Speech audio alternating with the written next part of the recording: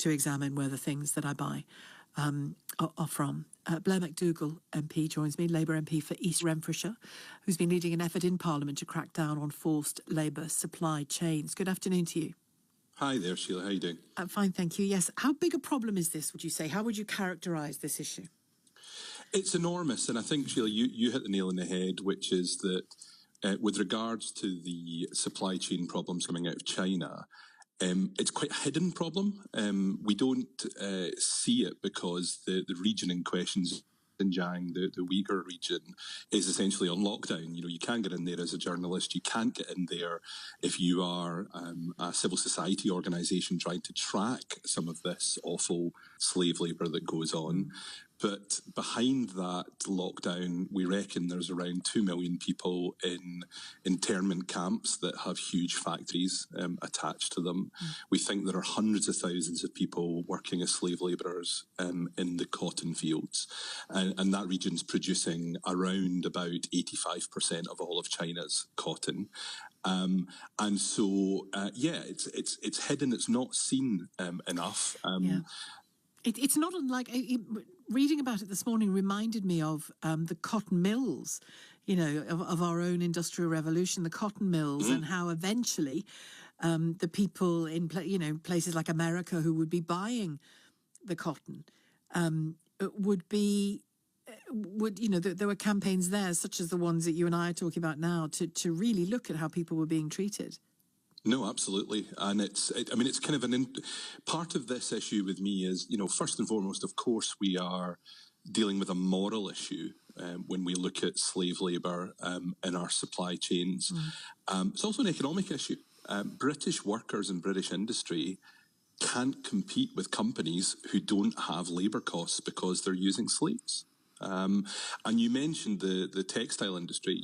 This country used to have a huge textile industry. My own constituency used to have big cotton mills within it. Those industries moved east to countries that had sweatshops and had slave labour. That same dynamic is now happening not just in clothing and in the cotton industry. It's happening in green technology as well, where all over the world, countries are losing industries to China because they are facing unfair competition. Now, as I say, primarily we should think about this as a moral issue and think about those workers that are being horrifically exploited. But if we want our own economies to flourish, we should care about this as well.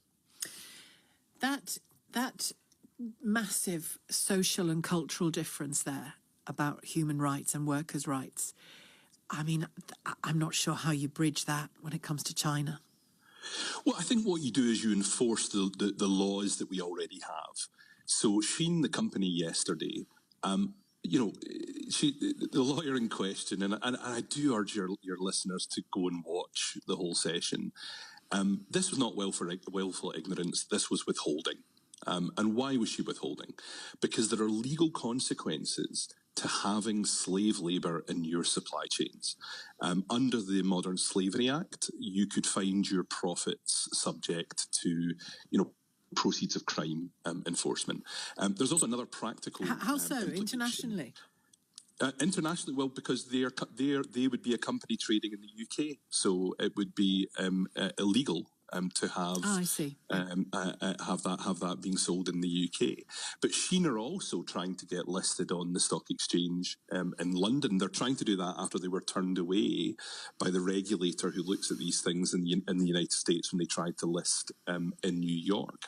And so we have the equivalent organisation in this country, the financial the FCA.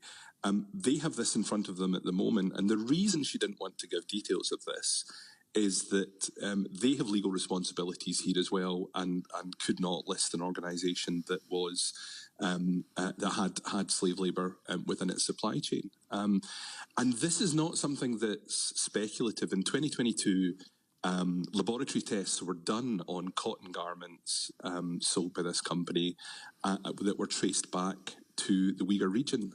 So we know this is happening. Of course, individual consumers will make a judgment having watched that amazing spectacle yesterday from Shein's lawyer.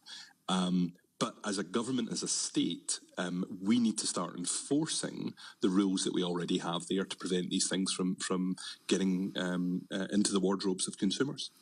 Yeah, and it's easy to be slack as a consumer about this kind of thing, isn't it? But it's not just clothes. I was reading earlier on about the mining of cobalt, Yes. and how there are fears that the lives of tens of thousands of children in Congo's mines are completely blighted by the work they have to do to extract that cobalt.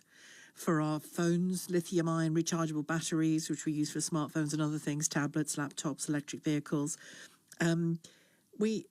People aren't just going to stop using their phones, are they?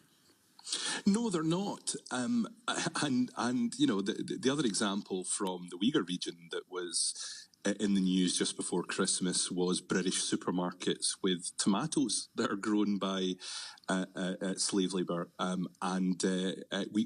consumers won't have known that because it wasn't labelled. And so as you pour your tin of tomatoes into your spag bol or whatever it is you're cooking, you just couldn't be expected to know this.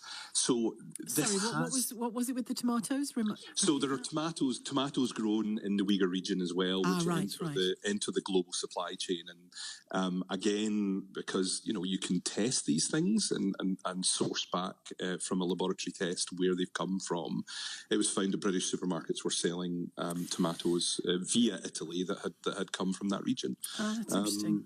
But ultimately, government needs to act on this, because that brings me, if I may, can't be expected to do everything. Oh, well, there you go. This is what Mark has just texted. I was going to put it to you, so do elaborate on that. Let me read Mark's text quickly.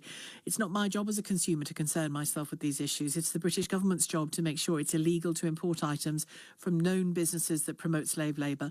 What are Labour doing about it, says Mark?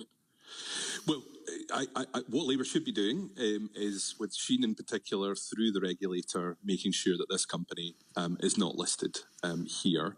I think we also have to tighten up the modern slavery legislation that's there.